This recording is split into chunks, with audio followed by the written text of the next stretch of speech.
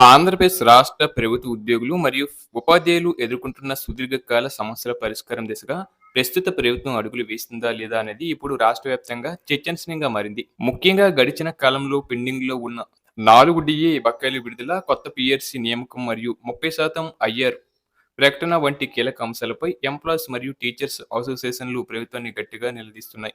నిత్యావసర వస్తువులు ధరలు ఆకాశాన్ని అంటుతున్న తరుణంలో తమకు రావాల్సిన ఆర్థిక ప్రయోజనాలు అందకపోవడంతో ఉద్యోగ కుటుంబాలు తీవ్ర ఇబ్బందులకు గురవుతున్నాయి. ఈ నేపథ్యంలో ఉపాధ్యాయుల సమస్యలను తక్షణమే పరిష్కరించాలని డిమాండ్ చేస్తూ ఒక ముఖ్యమైన అప్డేట్ అయితే వెలువడింది.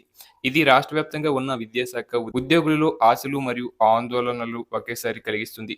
ఇక విజయవాడలోని ధర్నా చౌక్ వద్ద ఉపాధ్యాయులు పెద్ద ఎత్తున తరలివచ్చి భారీ నిరసన కార్యక్రమాన్ని నిర్వహించారు. ఈ ధర్నాలో వందలాది మంది ఉపాధ్యాయులు పాల్గొని తమ గాలాన్ని వినిపించారు.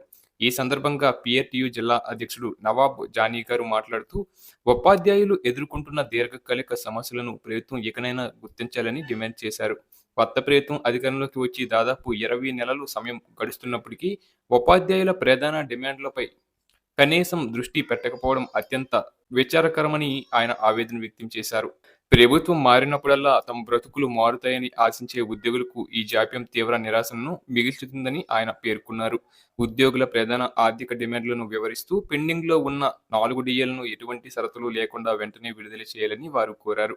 దీంతో పాటు కొత్త వేతన సవరణ కమిషన్ను తక్షణమే ఏర్పాటు చేసి ఉద్యోగుల ఆర్థిక భరోసా కోసం కనీసం 30% ఐఆర్ని ప్రకటించాలని వారు ప్రభుత్వాన్ని డిమాండ్ చేశారు. అలాగే మున్సిపల్ కార్పొరేషన్ పరిధిలో పనిచేస్తున్న ఉపాధ్యాయులకు ఇప్పటికీ జీపీఎఫ్ అకౌంట్లు అందుబాటులో లేకపోవడం వల్ల వారి పదవి విరమణ తర్వాత ఆర్థిక ఇబ్బందులు ఎదురవుతాయని, కాబట్టి వెంటనే వారికి జీపీఎఫ్ అకౌంట్లు ఏర్పాటు చేయాలని వారు స్పష్టం చేశారు. ఈ సౌకర్యం లేకపోవడం వల్ల మున్సిపల్ టీచర్లు తమ పొదుపు మొత్తాలపై భద్రత లేక ఆందోళన చెందుతున్నారు. ఇక జిల్లా ప్రధాన కార్యదర్శి రాఘవరాజు గారు మాట్లాడుతూ విద్యాశాఖలో ఉన్న పరిపాలనాపరమైన లోపాలపై దృష్టి సారించారు.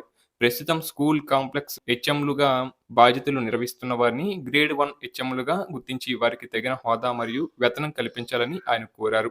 అలాగే రాష్ట్రంలో ఉన్న కేజీబీబీ మోడల్ పాఠశాలలు మరియు గురుకుల పాఠశాలలను నేరుగా ప్రభుత్వంలో విలీనం చేసి అక్కడ పనిచేస్తున్న సిబ్బందికి ప్రభుత్వ ఉద్యోగులతో సమానమైన సౌకర్యాలు కల్పించాలని డిమాండ్ చేశారు. ఈ విలీనం వల్ల వేలాది మంది ఒప్పంద మరియు పొరుగు సేవల ఉద్యోగుల జీవితాల్లో ఒక స్థిరత్వం వస్తుందని వారు అభిప్రాయపడ్డారు. అలాగే జిల్లా వర్కింగ్ ప్రెసిడెంట్ రాజశేఖర్ గారు మాట్లాడుతూ, వ్యాయామ ఉపాధ్యాయులు తమ విద్యా అర్హతలను పెంచుకోవడానికి బీపీఈడీ మరియు ఎంపీఈడీ వంటి కోర్సులు చేసేందుకు ప్రభుత్వం ప్రత్యేక అనుమతులు మరియు అవకాశాలు కల్పించాలని విన్నవించారు. ఇది వారి వృత్తి నైపుణ్యాన్ని పెంచడమే కాకుండా భవిష్యత్తులో వారికి ప్రమోషన్లు రావడానికి కూడా తోడ్పడుతుందని వివరించారు. ఈ చిన్న మార్పు ఉపాధ్యాయుల కెరీర్‌లో పెద్ద మార్పుకు నాంది పలకగలదని ఆయన పేర్కొన్నారు.